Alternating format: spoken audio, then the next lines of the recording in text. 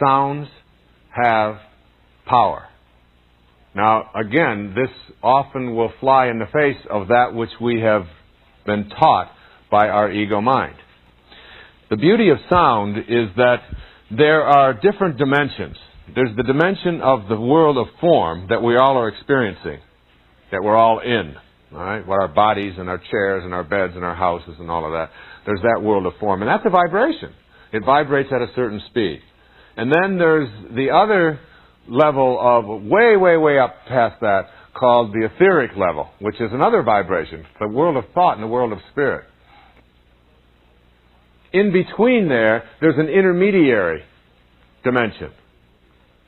And that intermediary dimension between the world of form and the world of spirit or thought is the vibration of sound. And sound is our access to those higher, faster vibrations of speed and thought. So that even though we can't see sound, we can measure it pretty well with scopes and so on. We can tell how fast the vibrations go.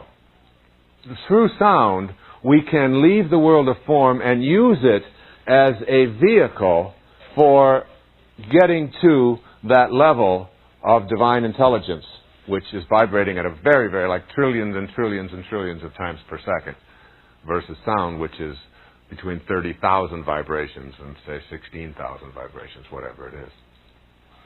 So think about sounds like this.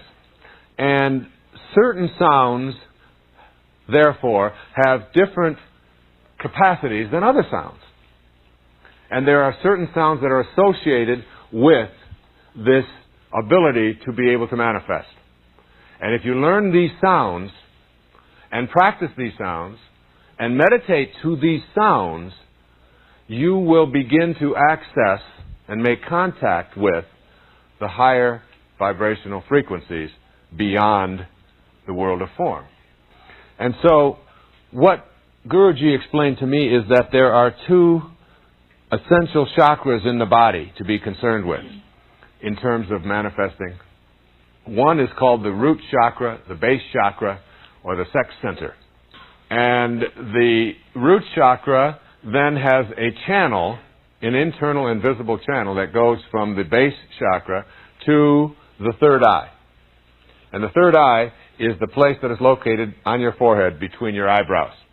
Okay? And you think of this as a chakra or as an opening or as a computer terminal, if you will, that has been closed over. And to be able to radiate out energy from the third eye while meditating and sending that energy out into the world is one of the ways that we practice manifestation. And he said that there are two sounds to think about. One sound is the sound of creation. And the sound of creation, it's interesting, he encouraged me to look up the names that we have come up with throughout history for the Creator. Ra, Krishna, Rama, Buddha, Wakantanka, Adonai, Brahma, Siddha, Ahura Mazda, Shiva, Jehovah, Yahweh, God, Atto, Allah. And what is the sound that is with each and every one of these? The sound of Ah. This sound of creation, the sound of Ah, is the sound of God. And it is a vibration like everything else that is mediation between the world of matter and the world of spirit. And it is the only sound that you make that requires no effort. As I open my mouth and make the sound Ah, notice that if I move anything, I change the sound. But if I move nothing, I have the sound of Ah, and it's the only sound that requires no effort. So it's Ah. Now as I move it, do you see what happens? The minute that I move anything, the sound stops. It's not an accident that this sound is in the names for all creators, because sounds originated with ancient sages vocalizing what they heard in their meditations. this sound of ah. It is the repetition of the sound of God. And I'm going to put this energy of ah out into the universe.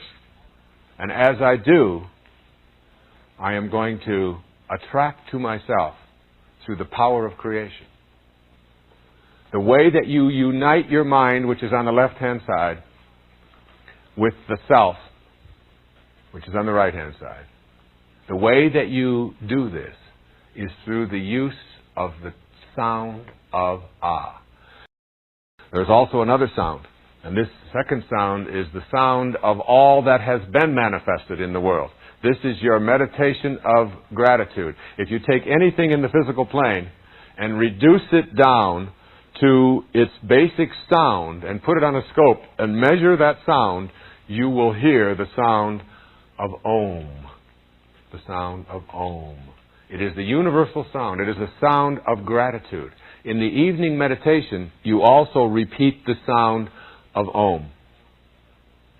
But you don't ask for anything. You just send out your gratitude for all that has manifested in your life. And you will feel an enormous sense of peace and joy. Do I pray as if my prayers are already realized? The traditional means of prayer that I was exposed to throughout my life involved asking for something and hoping that an external God would provide me with the answers for my wishes. A close friend and colleague of mine, Greg Braden, who is also a student and admirer of Neville, writes in his penetrating book, The Isaiah Effect, "Rather than asking that the outcome of our prayer come to pass, we acknowledge our role as an active part of creation and give thanks for what we are certain that we have created. Whether we see immediate results or not, our thanks acknowledge that somewhere in creation our prayer has already been fulfilled." Unquote. This may appear to contradict the ask and you shall receive version of prayer that you are likely exposed to. It may feel new, but it is so important that you acknowledge your own divine role in the fulfillment of your spiritually aligned desires for yourself and others.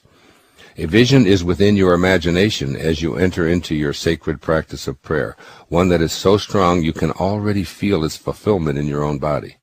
To once again quote Neville, quote, "The moment you accept the wish as an accomplished fact, the subconscious finds means for its realization. To pray successfully, then, you must yield to the wish, that is, feel the wish fulfilled." Unquote. Being a piece of God, and therefore altogether God, as a part of the entire process of creation, you become an active participant in your own private prayerful moments. Consider shutting out your senses completely, along with all of the evidence they continually place before you, because you are, in your prayers, going to attempt to feel what they, that is, your senses, will most assuredly deny.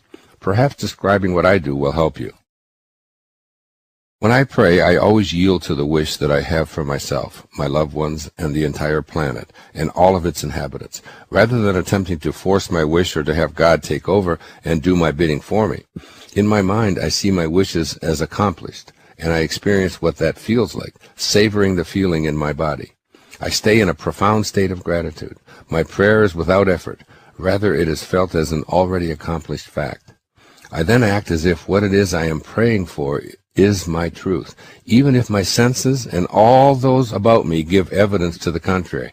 I'm not asking for special favors because I do not believe in an ego-constructed deity who plays favorites, or who has the ability to heal everyone, yet withholds these favors because he or she is looking for something from me. I'm a part of the entire business of creation. I am divine consciousness, and I never forget it. I know I have the capacity to make conscious contact with my source of creation. There's no fear of insulting a mythical God. In the I Am Discourses, Saint Germain says, quote, "I say to the students in all sincerity, there is no possible way of attaining a quality or a desired attribute without claiming it." Unquote. With this in mind, I claim peace, health, happiness, joy, prosperity for everyone I know in my life. I claim peace and contentment for myself, for humanity, and the entire world. In my prayers, I give thanks for my mysterious role in all of this, and I reprogram my subconscious mind so I feel this in my body. I leave my sacred prayer time and go about the activities of my life, whatever they may be, with this feeling within me. I am not discouraged by what my senses might be reporting. I have left all ideas of time and timing behind, and I trust in the I am presence that is my true identity. Often at night I engage in prayerful visualization. I visualize faces of people I know who have crossed over and left the outer world, people I've seen in the media but have never met, and people I knew as a child. I surround them with love. I see the love, and I feel it for them and myself. I am calling in the I am presence. As the I am discourses teach, quote, the undesirable moves out, and the I am presence moves in, and you find that you have truly entered into a new world, filled with the happiness and perfection you have always known existed somewhere within your own heart, unquote. This is prayer to me, and when I emerge from these moments of prayer, it's as if I've attended a movie and seen the successful end of the film, even though I may not have been shown precisely how that ending was achieved. This is not only the great power of prayer, it is also the power of a wishes-fulfilled life. No ego, no force, no special privileges, simply an awareness of the power that exists within us when we assume that what we pray for, always aligned with our highest selves, is a completed fact. We are, each and every one of us, a participant in this dance of creation. What I call authentic prayer is inviting divine desire to express itself through myself. It expresses my experience of oneness with the divine energy. This may sound like a radical or even blasphemous notion, but is the source of all spiritual traditions. Here's a few examples. In Christianity, they say the kingdom of heaven is within you. In Islam, they say those who know themselves know their God. In Buddhism, they say, look within, you are the Buddha. In Vedanta, they say, Atman, or individual consciousness, and Brahman, universal consciousness, are one. Yoga says God dwells within you as you. Confucianism, heaven, earth, and human are of one body. And in the Upanishads, the ancient texts of the Hindus, by understanding the self, all this universe is known. Trust, then, is the cornerstone of my praying, and with it comes the peace that is the essence of manifesting. The famous Danish theologian Søren Kierkegaard once said that once you label me, you negate me. And our past is filled with labels about what we can and can't do. I'm not very good at this. I'm not athletic. I'm not musical. I'm not able to do certain kinds of activities. I don't have a good memory. I'm not very good at mathematics. I've never been good at relating to other people. I'm shy. I'm nervous. I'm clumsy. These are all labels from the wake, from our past. And all of them are just things that you have used as an explanation or as an excuse for why you don't move into a different place in your life. And they all revolve around this thing called failure. I tried them, I wasn't good at them, therefore I failed. And when you give up your personal history, you give up the concept of failure. It is, again, another illusion. You have never failed at anything in your life. Everything you've ever done has produced a result. You are just out there producing results. The issue isn't whether you fail. The issue is, what do I do and what have I done with the results that I have produced?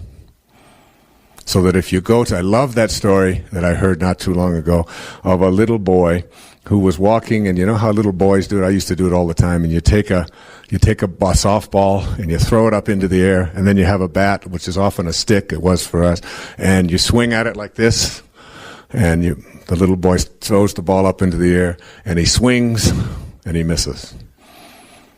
So he picks the ball up again, and he walks a little further, and nobody's around, and he throws the ball up into the air, and he swings again, and the ball falls to the ground. He misses.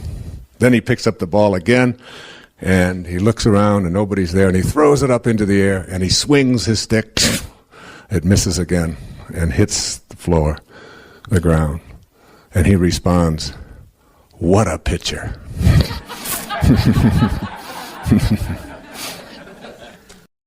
It's the idea that you can never fail at anything. And I can't tell you how many endless clients that I have told, you have never failed at anything in your life. If you weigh 300 pounds, and you've weighed 300 pounds for the last 20 years, you have just produced enormous results.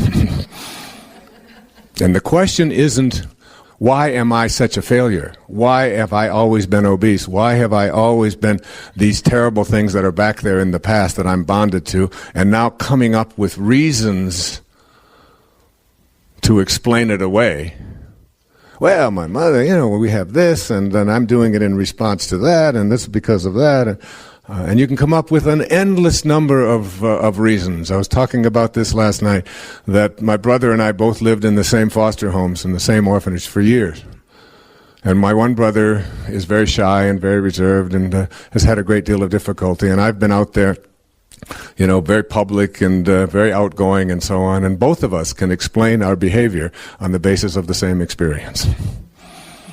Obviously, I have self-confidence because I never had anybody to give me confidence when I was young.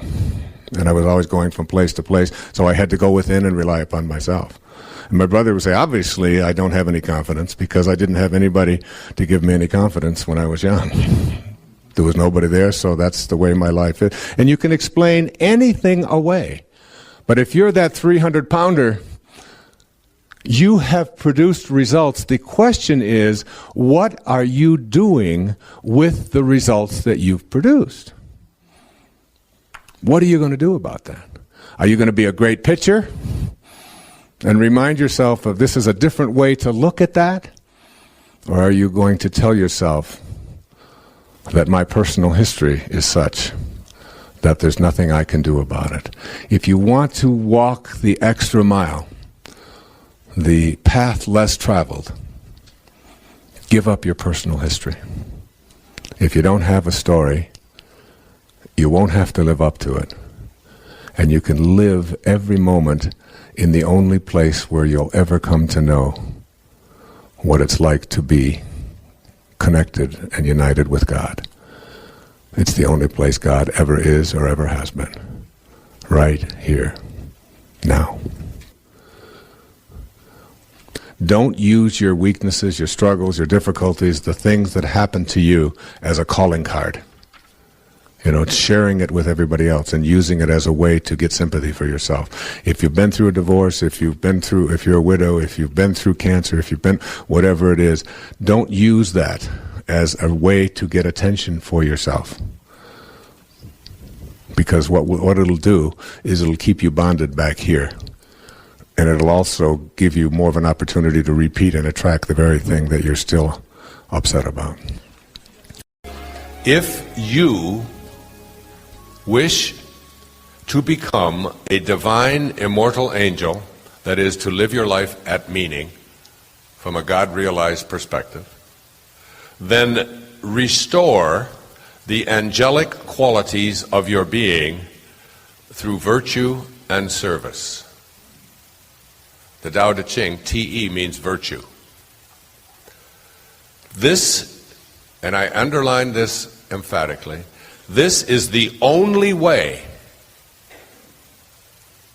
to gain the attention of the immortals who teach the methods of energy enhancement and integration that are necessary to reach the divine realm.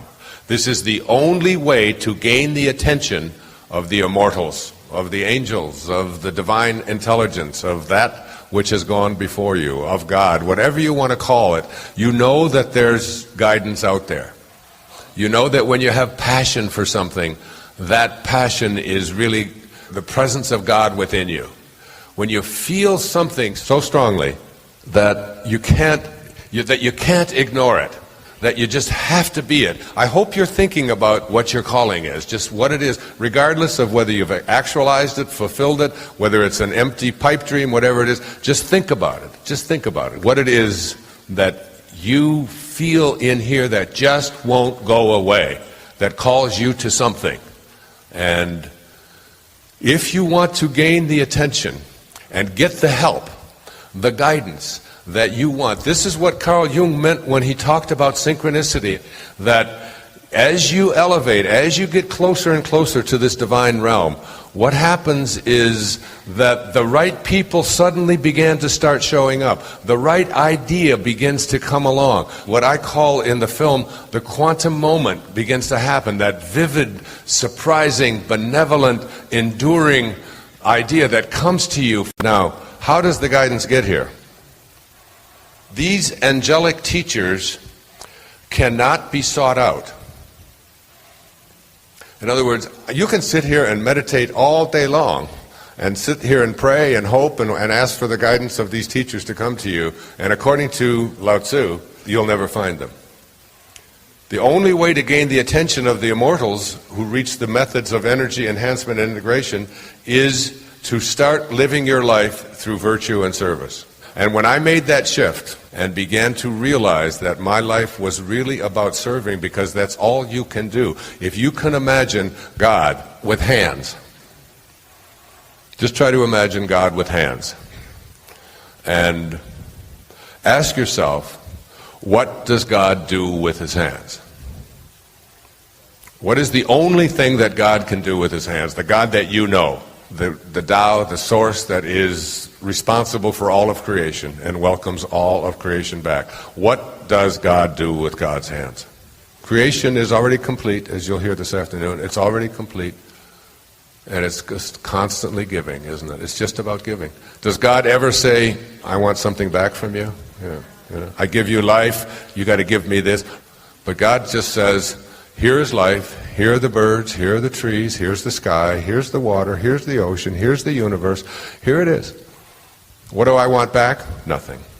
You know, Hafiz, the great Persian poet, said, even after all this time, the sun never says to the earth, you owe me. Just think what a love like that can do. It lights up the whole world. It almost sounds too simple, but when I made that shift, it started chasing after me. It always has chased after me, but my ego would get in the way and think that this was about me. But when I really was able to suspend that ego,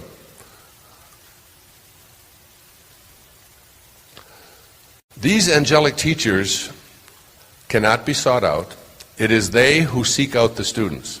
Now here it comes. This is the part that blows me away. I've been leading up to this. When you succeed in connecting your energy, who you are, with the divine realm, which is what this whole program has been about, reconnecting you to the divine realm, the one that you originated from, the one to which you will return, through higher awareness and the practice of undiscriminating virtue, which is what the Tao Te Ching is, the transmission of the ultimate subtle truths will follow. This is the path that all angels take to the divine realm. That all of those of us who would like to get to this place of living a life of meaning, this is the path that they take. When you succeed in allowing yourself to live from a place of higher awareness, the ego and higher awareness can't coexist. Eckhart Tolle writes a lot about this. Higher awareness is really thinking like God thinks. That's all you have to do.